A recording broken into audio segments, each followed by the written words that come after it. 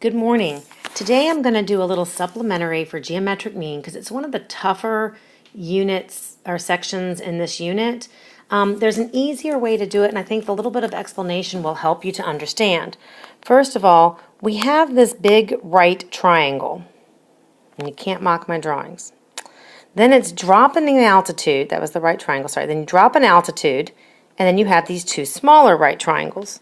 This here is a small right triangle. This is the medium right triangle, and then you have the big one that was initially formed. With that, there's a couple things you have to be aware of, and this is where they're coming at the geometric mean. So with this altitude in the middle, first of all, right triangles use Pythagorean theorem. So you're going to use Pythagorean theorem in this after we set up the geometric mean. On the big triangle, you have what I call a short leg, a medium leg, and your hypotenuse. Or actually, we could call it the long leg instead of the medium leg. So with that, because the hypotenuse is always the longest leg. So with that, when they drop this geometric mean on the inside, with that, this is the right triangle form. So here, this is the hypotenuse of my little triangle. With that, this is the medium leg, and this is then my short leg. Doesn't look like it by my picture, okay? By the same token, when I have my medium triangle, then this right here is my short leg, this is my medium leg, and this, of course, is my hypotenuse. So with that, the geometric mean that they are referencing comes right here, because you can set up a proportion that when you're looking at it is when you're talking about the small triangle to the medium triangle, I can take that medium leg to the short leg of the small triangle being equal to the short leg over the medium leg of the medium triangle. So it sets up this proportion that I can cross multiply and come up with an answer. Once I do that, typically at that point, I can then use Pythagorean theorem, or I can set up another proportion. But the proportion piece is what gets wacky.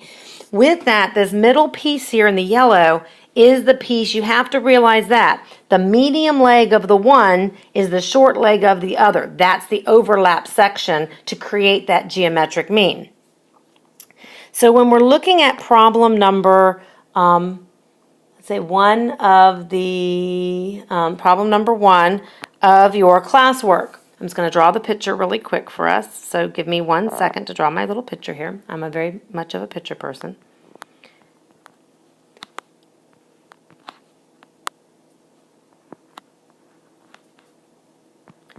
Okay, so when I'm going to set up this right here, again, what I have to realize is this is the overlap for both. He's the medium leg. So he's my short leg, he's my medium leg, he's my medium leg, and he's my short leg.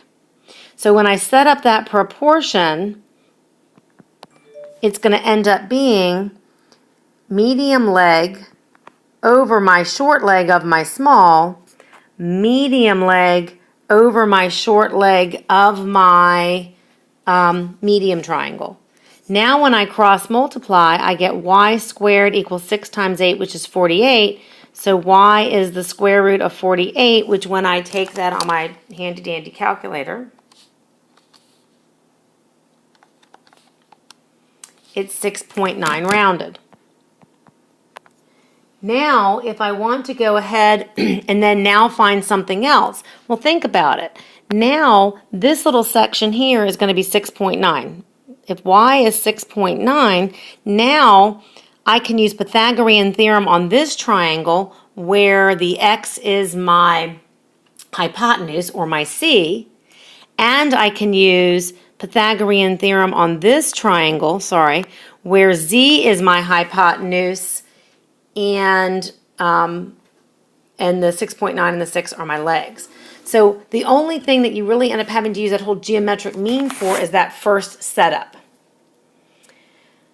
Then you should be able to use Pythagorean theorem for the rest of it. And remember when I say Pythagorean theorem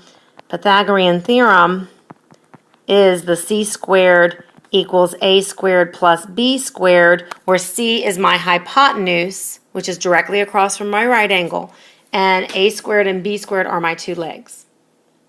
If you have any questions on this section, please do not hesitate to message me. Thank you.